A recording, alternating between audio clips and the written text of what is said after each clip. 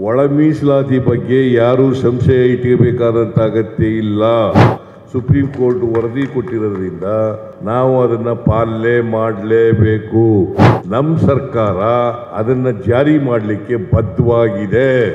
ನಾವು ಒಳ ಮೀಸಲಾತಿಯನ್ನು ಯಾರಿಗೂ ಅನ್ಯಾಯ ಆಗದ ರೀತಿಯಲ್ಲಿ, ಎಲ್ಲರಿಗೂ ನ್ಯಾಯ ಸಿಗೋ ರೀತಿಯಲ್ಲಿ ಮಾಡ್ತೇವೆ. ನೋಡಪ್ಪ, ನೀವು ಬೇಡ ಅಂದರೂ ನಾವು ಮಾಡ್ತೀವಿ.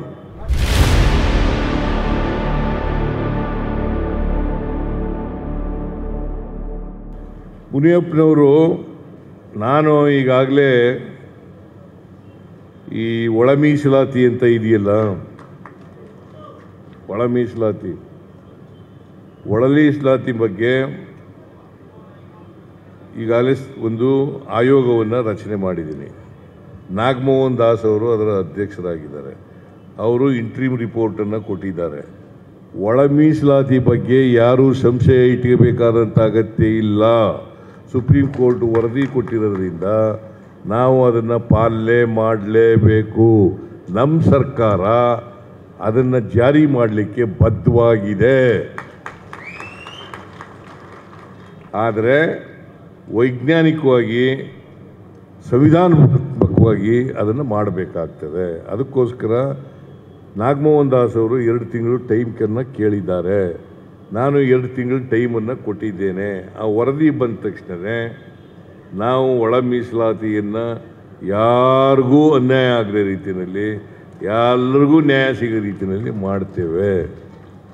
ಸುಪ್ರೀಂ ಕೋರ್ಟ್ ಆದೇಶವನ್ನು ಪಾಲನೆ ಮಾಡ್ತೀವಿ. ದಯಮಾಡಿ ನಾನು ನಿಮ್ಮಲ್ಲಿ ಯಾರ್ಯಾರು ಇನ್ನೂ ಸಂಶಯ ಇಟ್ಕೊಂಡು, ಅವನು ಯಾವನೋ ಬಂದಿದ್ದ ಈಗ ನಮಗಲ್ಲಿ, ಅವ್ರು ಯಾರು ಹೆಸರೇನು ಹೋದ್ರ, ಅವ್ರು ಹೇಳಿದ್ರು, ಸಾರ್ ಒಳ ಮೀಸಲಾತಿ ಮಾಡಿ ಸಾರ್ ಅಂತ. ಮಾಡ್ತೀವಿ ಹೋಗಯ್ಯ ಅಂತಂದೆ. ನಾನು ಮಾತಾಡೋದೇ ಹಿಂಗೆ. ನೋಡಪ್ಪ, ನೀವು ಬೇಡ ಅಂದರೂ ನಾವು ಮಾಡ್ತೀವಿ. ಬಿಕಾಸ್ ಸುಪ್ರೀಂ ಕೋರ್ಟ್ ಡಿಸಿಷನ್ ಬಂದ ಮೇಲೆ ಮಾಡದೇ ಇರೋಕ್ಕಾಗ್ತದೇನ್ರಿ? ಅದರಿಂದ ಯಾರು ಸಂಶಯ ಪಟ್ಕೋಬೇಡಿ, ಯಾರು ಹೋರಾಟ ಮಾಡೋಕ್ಕೆ ಹೋಗಬೇಡಿ. ಇದು 100ಕ್ಕೆ 100. ಆಮೇಲೆ ಸಾರ್, ಈ ಆಂಜನೇಯ ಇದನ್ನಲ್ಲ, ಸುಮ್ಮನಿರೋದಿಲ್ಲ ಸಾರ್. ಬಡ್ತಿ ಮೀಸಲಾತಿನಲ್ಲಿ ಮಾಡಿಬಿಡ್ತಾವ್ರೆ ಸರ್. ಬಡ್ತಿ ಮೀಸಲಾತಿ ಮಾಡ್ತಾ ಇಲ್ಲ ಆಂಜನೇಯ.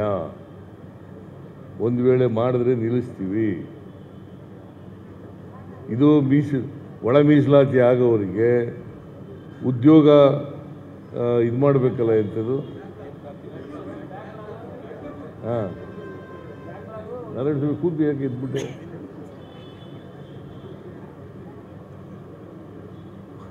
ಉದ್ಯೋಗ ಸೆಲೆಕ್ಷನ್ ಇದೆಯಲ್ಲ, ಆ ಸೆಲೆಕ್ಷನ್ ಎಲ್ಲ ನಿಲ್ಲಿಸಿದ್ದೀವಿ.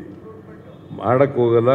ಅದಕ್ಕೋಸ್ಕರನೇ ತ್ವರಿತವಾಗಿ ಮಾಡಬೇಕು ಅಂತೇಳಿ ಬಡ್ತಿ ಮೀಸಲಾತಿನೂ ಮಾಡಲ್ಲ, ಸೆಲೆಕ್ಷನ್ನು ಮಾಡಲ್ಲ. ಇದು ಬಂದ ಮೇಲೆ, ಒಳ ಮೀಸಲಾತಿ ಆದಮೇಲೆ ಮಾಡಲಿಕ್ಕೆ ಪ್ರಾರಂಭ ಮಾಡ್ತೀವಿ. ಗೊತ್ತಾಯ್ತಲ್ಲ? ಇದನ್ನು ಮುನಿಯಪ್ಪನವರು ಬಂದು ಕಿವಿಗೆ ಹೇಳಿದ್ರು, ನಾನು ಬಹಿರಂಗವಾಗಿ ಹೇಳ್ತಾ ಇದ್ದೀನಿ.